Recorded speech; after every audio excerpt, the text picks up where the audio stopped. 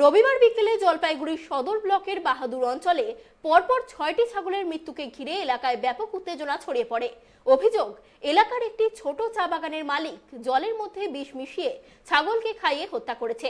ছাগলগুলির মৃতদেহ নজরে আসতেই ধীরে ধীরে উত্তেজনা ছড়িয়ে পড়ে এলাকায়। ছাগলের মালিক ফারুক হোসেন অভিযোগ জানিয়েছেন, এলাকার নুরুল হক এই কাণ্ড ঘটিয়েছে। ছাগলগুলির অপরাধ চা বাগানে জন্মানো ঘাস খেয়ে ফেলা। এদিকে ঘটনার খবর পেয়ে রবিবার রাতে গ্রামে পৌঁছয় কোতোয়ালি থানার পুলিশ। তবে গ্রামে ঢুকতেই বিক্ষোভের মুখে পড়তে হয় পুলিশকে। পরে মৃত ছাগলের দেহগুলি ময়না তদন্ত করা হবে বলে আশ্বাস দিলে পরিস্থিতি স্বাভাবিক হয়।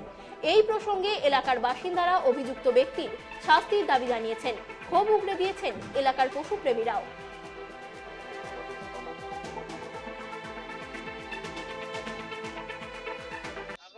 রোজ দিন ছাড়া থাকে এখানে আমার না সবের পাড়ার সবার ছাগল ছাড়া। ওনারা করছে কি, ওনারা বাগান আছে, একটু বাগান করছে। কিসের বাগান? চা বাগান। আচ্ছা, তো উনি একা না, ওখানে অনেক লোকেরই বাগান আছে। ওই ছাগল সবারই বাগানে খায়, আমার না সব পাড়ার ছাগলে খায়। উনারা করছে কি, আজকে বাটির মধ্যে এই যে দেখেন মগের মধ্যে ছাগলকে ডাইকে খাওয়াইছে আর মারছে, আর একসাথে ছাগলগুলো করছে। ওরা ওরকমে গ্রামের প্রচুর ক্ষতি করছে। আরেকজন ছাগল মারছে, উনি কোনো কমপ্লেন করে নেই। আপনাকে থানায় কমপ্লেন করেছেন? আপনি থানায় কমপ্লেন করেছেন? অবশ্যই করে আসলাম, পুলিশ আমার সাথে সাথে আসছে। এখন পুলিশ কি তদন্ত করছে? পুলিশ তদন্ত করতে বললো, বাড়িতে ঢুকলো, উনি আর নাই, পালিয়ে গেছে ওরা। এটা সত্যি খুব একটি দুঃখজনক ঘটনা এবং খুব লজ্জাজনক ঘটনা।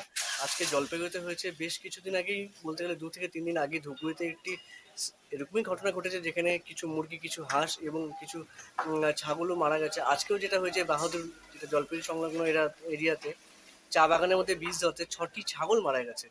এবং এই জিনিসগুলো প্রায়শই ঘটে যাচ্ছে। ধূপগুড়িতেও কিছুদিন আগে দেখা গেছে যে এক বাড়ির কিছু মুরগিকে বিষ দিয়ে মেরে ফেলা হয়েছে।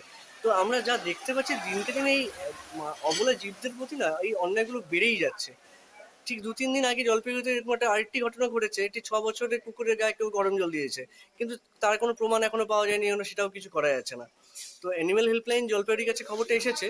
আমরা কালকে যাব সেই জায়গাতে গিয়ে প্রত্যক্ষভাবে খতিয়ে দেখব কি হয়েছে, এবং আমরা পুলিশ প্রশাসনের কাছে অনুরোধ করছি অতি সত্ত্বর তাদেরকে যেন গ্রেফতার করা হয় এবং কড়া থেকে কড়া পদক্ষেপ গ্রহণ করা হয়। কারণ আজকে ধূপগুড়িতে ঘটনাটি ঘটেছে, জলপাইগুড়িতে ঘটেছে।